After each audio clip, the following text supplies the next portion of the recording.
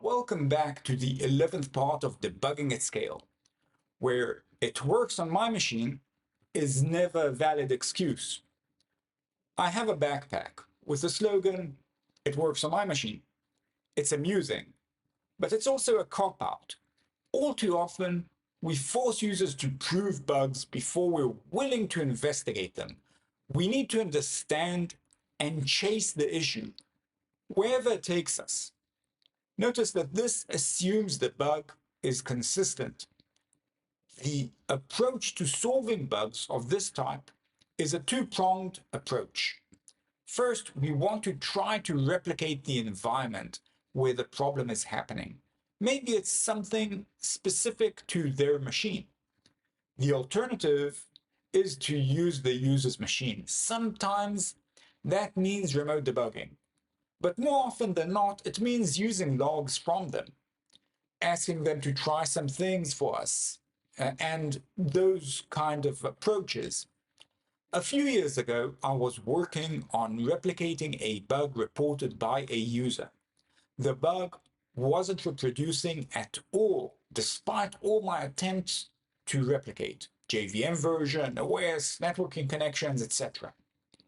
Eventually, that user sent a video demonstrating the bug, and I noticed he clicked in a different location in the user interface.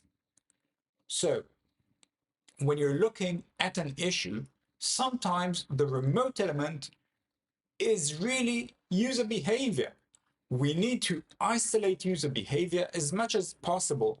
Using video to verify the behavior can go a long way here. Understanding the subtle differences in the replicated environment is crucial for this. We must have an open and clear communication channel with the person who can reproduce the problem.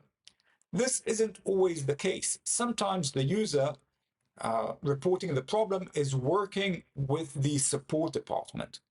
We might be in the R&D department and might not have a direct connection. This isn't easy to fix in all cases.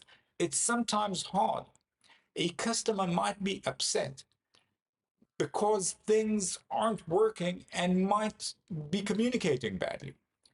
This can make it harder to resolve the issue effectively. It's a delicate balance that doesn't work every time, but I find it's crucial to vertically integrate the R&D department with the support department. We need to work with them directly when working on an issue. Their communication skills and experience can be invaluable. Some tools discussed in the future videos, such as strace, dtrace, etc., provide deep insight into a running application. Using these tools, we can notice the differences and misbehaviors when running the application. We can ask customers to run the application with such tools to collect information about the runtime that might narrow down the differences for us. The rise of container technologies such as Docker removed most of the subtle differences as it normalized and simplified uniform environments. But this is often not enough. Networking differences, data source differences, and scale can significantly impact the environment, even if everything else remains the same. Often, these are the hardest issues to debug. How do you reproduce an issue that only appears when you have 1,000 requests per second in a large cluster? I discussed this further in the section covering observability tools. They help a lot when dealing with this scale. I was debugging a system that only failed at the customer location. It turns out that their network connection was so fast, the round trip to the management server was completed before the local setup code finished its execution. I tracked it down by logging in remotely to their on-site machine and reproducing the issue there. Logging is an important feature of most applications. It's the exact tool we need to debug these sort of edge cases. We will discuss logging in depth in an upcoming video, and we'll cover the best practices related to that. Inconsistent bugs are often a symptom of an issue in concurrent code. Here are some approaches to solving such issues. Use single-thread breakpoints to pause only one specific thread and check if there's a race condition in a specific method. Use trace points where possible instead of breakpoints while debugging, blocking, uh, hides, or changes concurrency-related bugs, which are often the reason for inconsistency. Review all threads and try to give each one an edge by making the other threads sleep. A concurrency issue might only occur if some conditions are met. We can stumble onto a unique condition using such a technique. Try to automate the process to get a reproduction.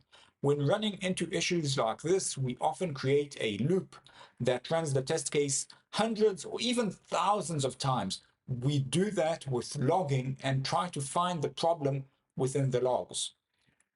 At many companies, we have long-run tests designed to run all night and stress the system to the max. They help discover concurrency issues before they even occur in the wild. Failures were often due to lack of storage, filled up everything with logs, but often when we got a failure, it was hard to reproduce. Using a long loop to rerun the code that failed many times was often a perfect solution. Another valuable tool was the force throw feature I discussed previously. This allowed us to fail gracefully and pass stumbling blocks in the long run. Notice that if the problem is indeed an issue in concurrent code, the extra logging might impact the result significantly. In one case, I stored lists of strings in memory instead of writing them to the log. Then I dumped the complete list after execution finished. Using memory logging for debugging isn't ideal, but it lets us avoid the overhead of the logger or even direct console output. Well, don't really give up.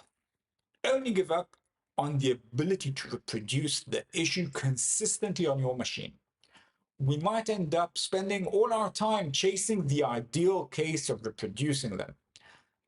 Like the great white whale, there is a point where we need to cut our losses and move to the next step in the debugging process. This isn't ideal, but sometimes it's the only thing we can do. We need to make assumptions about the potential causes and create test cases that reproduce the potential assumptions. Some bugs are resistant to reproducing, but can be simulated using such means, and that might be enough. It's important to add logging and assertions into the code. So if we don't resolve the bug, we'd have more to go on next time around. Before you decide to go with this route, I suggest finishing this module and checking out my discussion of tips and tricks. Sometimes cliche, trivial advice is what we need to get the job done. My startup was using App Engine when overnight our billing jumped from a few dollars to many hundreds of dollars daily. At this rate, our bootstrapped startup would have gone bankrupt by the end of the month.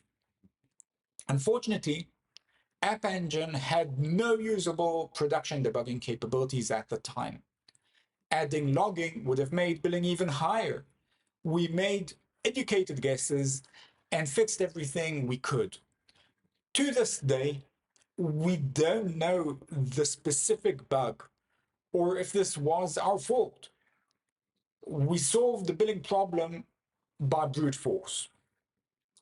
In the next video, we will discuss the process of isolating our assumptions so we can verify them and hone in on the actual underlying bug. If you have any questions, please use the Slack channel to ask them. Thank you.